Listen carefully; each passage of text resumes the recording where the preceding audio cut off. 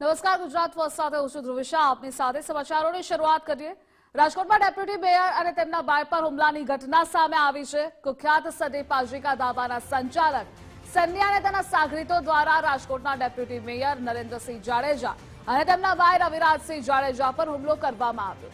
Deputy mayor અને તેમના ભાઈ ઇજાગ્રસ્ત થતા તેમને ખાનગી હોસ્પિટલ ખાતે ખસેડાયા છે. જોકે રાજકોટની ખાનગી હોસ્પિટલ બાદ ડેપ્યુટી મેયર નરેન્દ્રસિંહ ઉર્ફે ટીકુબા જાડેજાને વધુ સારવાર માટે અમદાવાદ હોસ્પિટલ લાવવામાં આવ્યા છે. તો ગાંધીગ્રામ પોલીસે સન્ની પાજીની ધરપકડ કરી છે અને આ મામલે વધુ તપાસ તેજ કરી છે.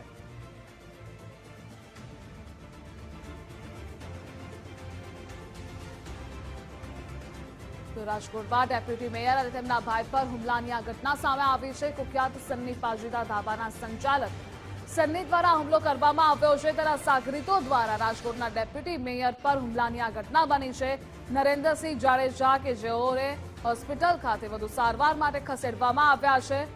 તો નરેન્દ્રસિંહ જાડેજા અને તેમના ભાઈ રવિરાજસિંહ જાડેજા પર હુમલો કરવામાં આવ્યો છે.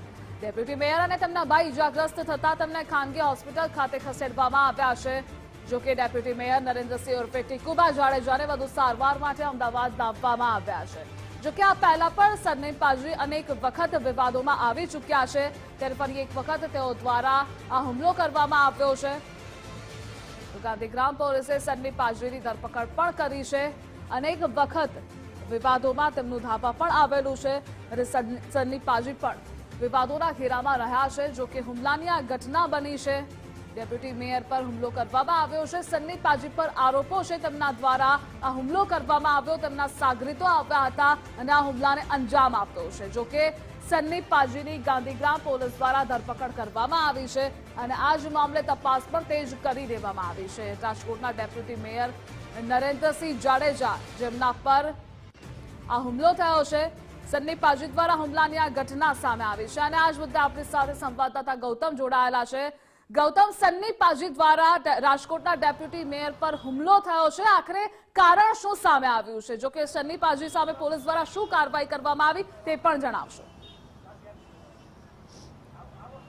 જી ચોક્કસ, માત્ર સન્ની પાજી દ્વારા જ હુમલો નથી કરવામાં આવ્યો, પરંતુ સમગ્ર જે મારામારીની ઘટના બની હોવાની પણ વિગત સામે આવી રહી છે. ગઈકાલે રાતે લગભગ 11 થી 12 વાગ્યાની આસપાસ જે આ ઘટના છે તે રાજકોટના જામનગર રોડ ઉપર કોઈ જગ્યાએ બની હોવાની પણ વિગત સામે આવી રહી છે કે જેમાં કોઈ બાબતને લઈને માથાકૂટ થઈ હતી ને ત્યારબાદ જે રાજકોટના ડેપ્યુટી મેયર છે નરેન્દ્રસિંહ જાડેજા તેઓ ખુદ ત્યાં પહોંચ્યા હતા અને તેમને પણ આંગળીના ભાગે ઈજા થઈ છે ને ત્યારબાદ તેઓ હાલ અમદાવાદ ખાતે ગયા હોવાના પણ સમાચાર સામે આવી રહ્યા છે. જોકે કયા કારણથી આ માથાકૂટ થઈ હતી અને જે આ સમગ્ર મામલો છે તેમાં જેનું નામ સામે આવી રહ્યું છે, જે અગાઉ પણ અનેક ઘટનાઓની અંદર મુખ્યા છે એવા સન્ની પાજી છે, તે ક્યાં છે?